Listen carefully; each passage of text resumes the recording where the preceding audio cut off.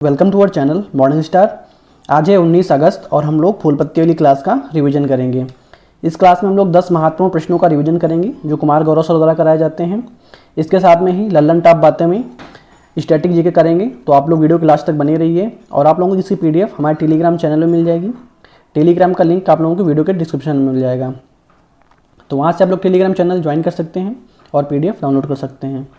तो शुरू करते हैं। हम लोगों का पहला क्वेश्चन है, हाल ही में मक्खन महोत्सव अंडूरी का आयोजन कहाँ किया गया है? तो ये मक्खन महोत्सव अंडूरी का आयोजन कहाँ पे किया गया है? तो ये उत्तराखंड के उत्तरकाशी जिला में इसका आयोजन किया गया है। तो याद रखेंगे, उत्तराखंड के उत्तरकाशी जिले में। ये जो है भगवान श्री कृष्ण को समर्पित जो है ये फेस्टिवल है। तो याद रखेंगे, जो इसके अन्य नाम है मक्खन महोत्सव और बटर फेस्टिवल इसे बोला जाता है। तो याद रखेंगे, दूध दही मक्खन जो है किससे संबंधित है? तो भगवान श्री कृष्ण को समर्पित है और ये जो है अंडूरी त्यौहार भी इसे बोलते हैं। तो याद रखेंगे, दूध दही मक्खन छाछ से इसमें होली खेलते हैं इस त्यौहार में। तो सारी चीज़ें इसमें याद रखेंगे। ये उत्तराखंड के उत्तरकाशी जिले में खेला जब ये जो है त्यौहार मनाया जाता है। तो याद रखेंगे। आगे देखते हैं कुछ महत्वपूर्ण लल्लन टॉप बातें। फूलदेई फेस्टिवल, तो ये कहाँ मनाया जाता है? ये उत्तराखंड जिले में मनाया जाता है, उत्तराखंड राज्य में मनाया जाता है। और सरहुल फेस्टिवल, तो ये झारखंड में मनाया जाता है। बथुकम्मा, पोंगल और जलीकट्टू, तो ये तमिलनाडु में मनाया जाता है। बथुकम्मा उत्सव, पोंगल और जलीकट्टू, तो ये कहाँ मनाया जाता है? तमिलनाडु में। और ये बथुकम्मा जो है तेलंगाना में मनाया जाता है, याद रखेंगे। पोंगल और जलीकट्टू तमिलनाडु में। लेवेंडर फेस्टिवल, तो लेवेंडर फेस्टिवल मनाया जाता है जम्मू कश्मीर में। हरेला फेस्टिवल, तो ये उत्तराखंड में मनाया जाता है। और हरेली जो है छत्तीसगढ़ में। यहाँ पे आ की मात्रा है तो यहाँ पे उत्तराखंड, और यहाँ पे अगर हरेली हो जाएगा तो छत्तीसगढ़ में। तो याद रखेंगे। नेक्स्ट क्वेश्चन हम लोगों का है, हाल ही में भारत के पहले 3D मुद्रित डाकघर भवन का उद्घाटन कहाँ हुआ है? तो भारत के पहले 3D मुद्रित डाकघर भवन का उद्घाटन जो है बेंगलुरु में हुआ है। जो है इसकी जो तकनीक है वो IIT मद्रास और L&T पे जो है इसकी तकनीक विकसित की गई है, L&T Larsen and Toubro company के द्वारा। तो याद रखेंगे, IIT मद्रास और लार्सन एंड टुब्रो कंपनी के द्वारा जो है तकनीक विकसित की गई है 3D मुद्रित डाकघर भवन। तो ये इसका उद्घाटन किसने किया है? तो अश्विनी वैष्णव जी जो है ने इसका जो है उद्घाटन किया है 3D मुद्रित डाकघर का। ये जो है वर्तमान में रेल मंत्री और मेईटी मंत्री जो हैं। तो याद रखेंगे इनके बारे में। वर्ल्ड सिटीज कल्चर फोरम में शामिल पहला शहर कौन सा है? तो वर्ल्ड सिटीज कल्चर फोरम में शामिल पहला शहर है बेंगलुरु। तो याद रखेंगे। विश्व कॉफ़ी सम्मेलन 2023 कहाँ पे हुआ है? तो कॉफ़ी सम्मेलन 2023 हुआ है बेंगलुरु में।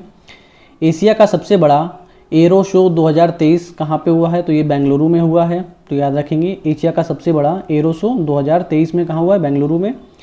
जीरो शेडो डे, शून्य छाया दिवस कहाँ मनाया गया? तो ये मनाया गया है बेंगलुरु में मनाया जाता है। तो याद रखेंगे। नेक्स्ट क्वेश्चन हम लोगों का है, हाल ही में केंद्र सरकार ने 2 करोड़ ग्रामीण महिलाओं के कौशल प्रशिक्षण के लिए कौन सी योजना प्रारंभ की है?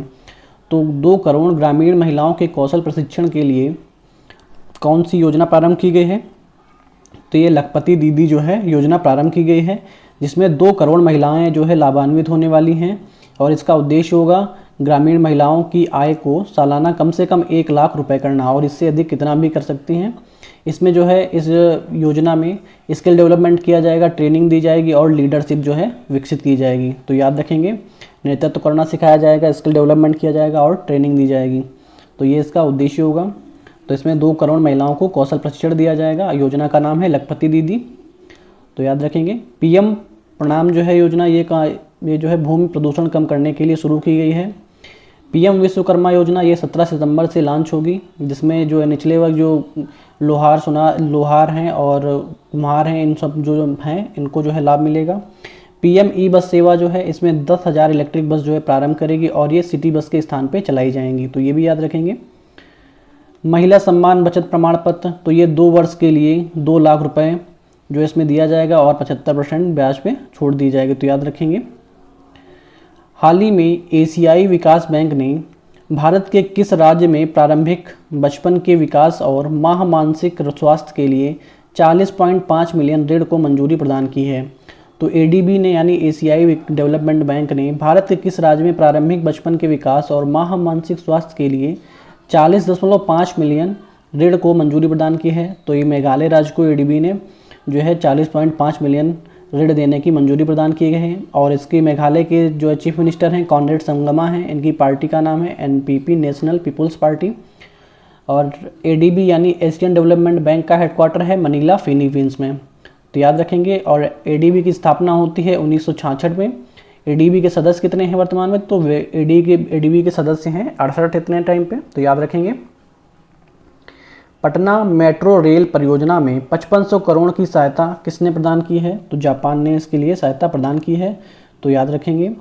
आंध्र प्रदेश में औद्योगिक गलियारों के विकास के लिए 141 मिलियन का ऋण देगा, तो कौन देगा, तो ये एशियन डेवलपमेंट बैंक जो है प्रदान करेगा आंध्र प्रदेश को, तो याद रखेंगे। आंध्र प्रदेश जो है औद्योगिक गलियारों के विकास के लिए 141 मिलियन का ऋण प्रदान कर रहा है, तो याद रखेंगे। विश्व वन्य जीव कोष किसके द्वारा लॉन्च किया गया है, तो ये वर्ल्ड बैंक के द्वारा इसे लॉन्च किया गया है।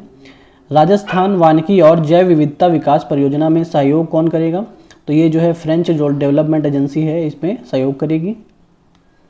नेक्स्ट क्वेश्चन है, हाल ही में G20 देशों के स्वास्थ्य मंत्रियों की बैठक का आयोजन कहाँ हुआ है, तो G20 देशों के स्वास्थ्य मंत्रियों की बैठक का आयोजन गुजरात के गांधीनगर में हुआ है, तो याद रखेंगे।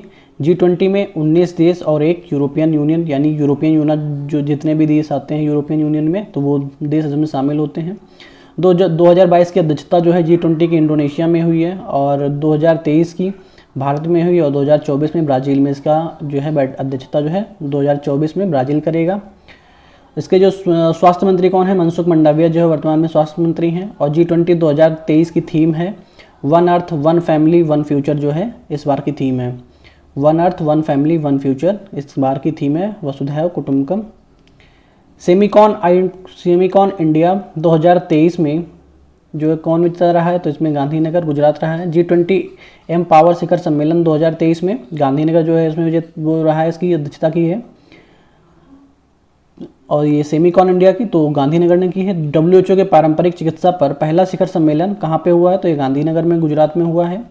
SCO के विदेश मंत्रियों की बैठक 2023 में कहाँ पे हुई है, तो ये गोवा में हुई है, तो सारी चीज़ें याद रखेंगे। हाल ही में बाढ़ के वास्तविक समय की भविष्यवाणी के लिए 6 फ्लड वॉच मोबाइल ऐप किसने लॉन्च किए हैं, तो बाढ़ के वास्तविक समय की भविष्यवाणी के लिए 6 फ्लड वॉच मोबाइल ऐप किसने लॉन्च किया है, तो ये जो है केंद्रीय जल आयोग ने इसे लॉन्च किया है, और 7 दिन पहले इसमें भविष्यवाणी कर दी जाएगी, जिसके अध्यक्ष हैं खुशविंदर बोहर, जो है इसके अध्यक्ष हैं केंद्रीय जल आयोग के, तो याद रखेंगे। इस ऐप से हम लोगों को लाभ मिलने वाला है, जिसमें 7 दिन पहले ही भविष्यवाणी हो जाएगी, ठीक है, तो याद रखेंगे। उद्गम पोर्टल जो है RBI के द्वारा लॉन्च किया गया है, और जिसमें लावारिस धन की जांच के लिए ये जो है पोर्टल बनाया गया है। सुस्वागतम ऐप लॉन्च किया गया है सुप्रीम कोर्ट के द्वारा, जिसमें ई-पास बनाया जाएगा और ये जो है ऑनलाइन जारी किए जाएंगे, तो याद रखेंगे। उत्साह पोर्टल, समाधान पोर्टल और CU पोर्टल, चयन पोर्टल जो है ये किसके द्वारा शुरू किया गया है, UGC के द्वारा शुरू किया गया है। सागर संपर्क जो है तो जहाजरानी मंत्रालय के द्वारा ये शुरू किया गया है समुद्र में नेविगेशन के लिए। प्रतिवर्ष विश्व मानवतावादी दिवस कब मनाया जाता है, तो 19 अगस्त को विश्व मानवतावादी दिवस मनाया जाता है, तो याद रखेंगे। नो मैटर वाट जो है थीम है। शुरुआत जो है 19 अगस्त 2009 से जो है इसकी शुरुआत होती है। तो विश्व मानवतावादी दिवस कब मनाया जाता है, 19 अगस्त को मनाया जाएगा और मनाया जाता है, और ये इसकी थीम है नो मैटर वाट, जो है इसकी थीम है। शुरुआत जो है 19 अगस्त 2009 से इसकी शुरुआत होती है। विश्व मानव अधिकार दिवस कब मनाया जाता है, तो 10 दिसंबर को मानव अधिकार दिवस मनाया जाता है। NHRC की स्थापना कब होती है, तो 1993 एक्ट के तहत जो है इसका स्थापना होती है, और ये एक वैधानिक आयोग है जिसके हेड वर्तमान में कौन है, तो जस्टिस अरुण कुमार जो है, जस्टिस अरुण कुमार मिश्र जो है इसके वर्तमान में हेड हैं। भारत छोड़ो आंदोलन दिवस 9 अगस्त 1942, तो याद रखेंगे 9 अगस्त 1942 को मनाया जाता है। विश्व हाथी दिवस 12 अगस्त को मनाया जाता है, और टाइगर दिवस कब मनाया जाता है, तो 29 जुलाई को टाइगर दिवस मनाया जाता है, तो याद रखेंगे। हाल ही में प्रोजेक्ट फ्लैप कहाँ प्रारंभ किया गया है, तो प्रोजेक्ट फ्लैप जो है उत्तराखंड जिले में, उत्तराखंड राज्य में प्रारंभ किया गया है। प्रोजेक्ट फ्लैप उत्तराखंड राज्य में। क्लैप क्या होता है, तो कंटिन्यू लर्निंग एक्सेस प्रोजेक्ट जो है इसका क्लैप का फुल फॉर्म है। कंटिन्यू लर्निंग एक्सेस प्रोजेक्ट जो है क्लैप का फुल फॉर्म है। उसका प्रारंभ किसने किया है, तो लेफ्टिनेंट गवर्नर गुरमीत सिंह जो है उत्तराखंड के जो राज्यपाल हैं उन्होंने प्रारंभ किया है, तो याद रखेंगे लेफ्टिनेंट गवर्नर गुरमीत सिंह जो है उत्तराखंड के गवर्नर हैं। ऑपरेशन मेघदूत तो ये 1984 में सियाचिन में चलाया गया था, तो याद रखेंगे। ऑपरेशन पोलो 1948 में हैदराबाद को भारत में विलय किया गया था, तो ऑपरेशन पोलो उसको नाम दिया गया था। ऑपरेशन विजय 1999 में कारगिल में 26 जुलाई को जो युद्ध हुआ था उसको जो है ऑपरेशन विजय का नाम दिया गया था। ऑपरेशन विजय उसमें चलाया गया था। ऑपरेशन करुणा तो म्यांमार में जो है ऑपरेशन करुणा चलाया गया था। हाल ही में अमृत वृक्ष आंदोलन 2023 कहाँ प्रारंभ हुआ है? तो अमृत वृक्ष आंदोलन 2023 में असम में प्रारंभ हुआ है। तो इसके जो सीएम हैं वो हैं हेमंत बिस्वा शर्मा हैं। तो इसके यहाँ असम के सीएम कौन है? हेमंत बिस्वा शर्मा। और 2 अक्टूबर 2023 को 1 करोड़ पौधे लगाने का लक्ष्य रखा गया है असम में, तो ये भी याद रखेंगे। अमृत वृक्ष आंदोलन जो है असम में शुरू किया गया है, जो इसमें जो है 1 करोड़ पौधे लगाने का लक्ष्य रखा गया है। चिपको आंदोलन जो है उत्तराखंड से शुरू होता है और सुंदरलाल बहुगुणा जो है इसके अग्रणी होते हैं। अपिको आंदोलन तो ये कर्नाटक से शुरू होता है। असम के नए राज्यपाल कौन हैं? तो गुलाब चंद कटारिया जो है असम के नए राज्यपाल हैं। वृक्षों की आयु का पता कैसे लगाया जाता है? तो डेंड्रोक्रोनोलॉजी पद्धति से इसका पता लगाया जाता है। ठीक है, तो इसका वृक्षों की आयु का पता कैसे लगाया जाता है? डेंड्रोक्रोनोलॉजी उसे बोला जाता है, ये पद्धति होती है। हाल ही में 100 साल पुरानी संगीत विरासत मेहर बैंड को किसने पुनर्जीवित करने की घोषणा की है? तो 100 साल पुरानी संगीत विरासत मेहर बैंड को किसने पुनर्जीवित करने की घोषणा की है? तो मध्य प्रदेश राज्य ने इसे जीवित करने की घोषणा की है। और मध्य प्रदेश संस्कृति मंत्री कौन है? तो श्रीमती उमा ठाकुर हैं, तो ये भी याद रखेंगे। फादर ऑफ मेहर बैंड कौन है? तो बाला अलाउद्दीन खान जो है फादर ऑफ मेहर बैंड है, तो ये भी याद रखेंगे। सुंदरजा आम को जीआई टैग प्रदान किया गया है, कहाँ से? तो ये रीवा मध्य प्रदेश से। सीएम सीखो कमाओ योजना ये कहाँ पे शुरू की गई है? तो मध्य प्रदेश में शुरू की गई है ये योजना, सीएम सीखो कमाओ योजना। भारत का पहला यूनिटी मॉल कहाँ पे शुरू किया गया है? तो ये उज्जैन में शुरू किया गया है। मध्य प्रदेश का 53वां जिला कौन सा है? तो ये मऊगंज जो है मध्य प्रदेश का 53वां जिला है, तो ये भी याद रखेंगे। हम लोगों का लास्ट क्वेश्चन है, भारत का पहला गांव Atlas the biodiversity Atlas of my village कहाँ लॉन्च हुआ है? तो ये गोवा में लॉन्च हुआ है, तो याद रखेंगे। जो भारत का पहला गांव एटलस है the biodiversity Atlas of my village कहाँ लॉन्च किया गया है? तो गोवा में लॉन्च किया गया है। अभी हम लोग प्रीवियस डे का रिवीजन करेंगे, तो आप लोग वीडियो के लास्ट तक बने रहिए। हाल ही में दुनिया का पहला ह्यूमनॉइड पायलट पिबोट किसने विकसित किया है? तो ह्यूमनॉइड पायलट पिबोट जो है दक्षिण कोरिया ने विकसित किया है, जिसकी ऊंचाई 160 सेंटीमीटर है और उसका वजन जो है 65 किलोग्राम इसका वजन है, और जो कार्य कर सकता है, बातचीत कर सकता है और संवाद कर सकता है, बिना गलती के उड़ान भर सकता है। तो इसका जो एक कार्य है ये बातचीत कर सकता है, संवाद कर सकता है और बिना गलती के उड़ान भर सकता है, तो ये इसकी विशेषताएँ हैं। हाल ही में टाइफून लैन ने किस देश को प्रभावित किया है? तो टाइफून लैन ने जापान को प्रभावित किया है। चीन सागर में चक्रवात को टाइफून कहा जाता है, तो याद रखेंगे। और चक्रवात को साइक्लोन जो है बोला जाता है। कैरिबियन सागर में इसे हरिकेन बोला जाता है, और अमेरिका में इसे टॉर्नेडो के नाम से जानते हैं, और ऑस्ट्रेलिया में इसे विली विलीज के नाम से जानते हैं, तो याद रखेंगे। बिपरजॉय और असनी चक्रवात जो है बंगाल की खाड़ी में आया हुआ है, तो याद रखेंगे। हाल ही में कहाँ ब्यूबोनिक प्लेग या ब्लैक डिप्थीरिया का मामला दर्ज किया गया है? तो ब्यूबोनिक जो है प्लेग और ब्लैक डेथ का दर्ज कहाँ पे किया गया है मामला? तो ये चीन के उत्तरी भाग में इसे दर्ज किया गया है, जिसमें ये जो है ब्यूटोनिक प्लेग या ब्लैक डेथ जो का मामला है, इसे जो है ये कैसा रोग है? तो ये बैक्टीरिया या जीवाणु जनित रोग है, जो पेस्टिक रोग कारक के द्वारा ये होता है और इसका वाहक जो है चूहा रहता है। हाल ही में किस भारतीय मूल के अमेरिकी अर्थशास्त्री को हार्वर्ड विश्वविद्यालय के जॉर्ज लेडली पुरस्कार से सम्मानित किया गया है? तो हार्वर्ड यूनिवर्सिटी के जॉर्ज लेडली पुरस्कार से किसे सम्मानित किया गया है? राज चेट्टी को इसे सम्मानित किया गया है, तो याद रखेंगे। भारत का पहला ड्रोन परीक्षण केंद्र कहाँ स्थापित किया गया है? तो पहला ड्रोन परीक्षण केंद्र जो है तमिलनाडु में स्थापित किया गया है। श्री पेरबंदूर नामक स्थान पर इसे स्थापित किया गया है। और जिला कौन सा है? थुथुकुडी की तमिलनाडु में एक जिला है थुथुकुडी जिला, तो वो जो है बहुत इंपॉर्टेंट है। तो वहाँ पे आथुर पान के पत्तों को जीआई टैग प्रदान किया गया है। भारत का पहला प्रतिष्ठित स्थल संग्रहालय जो है आज चेन्नई में स्थित है, तो ये भी थुथुकुडी जिला में पड़ता है।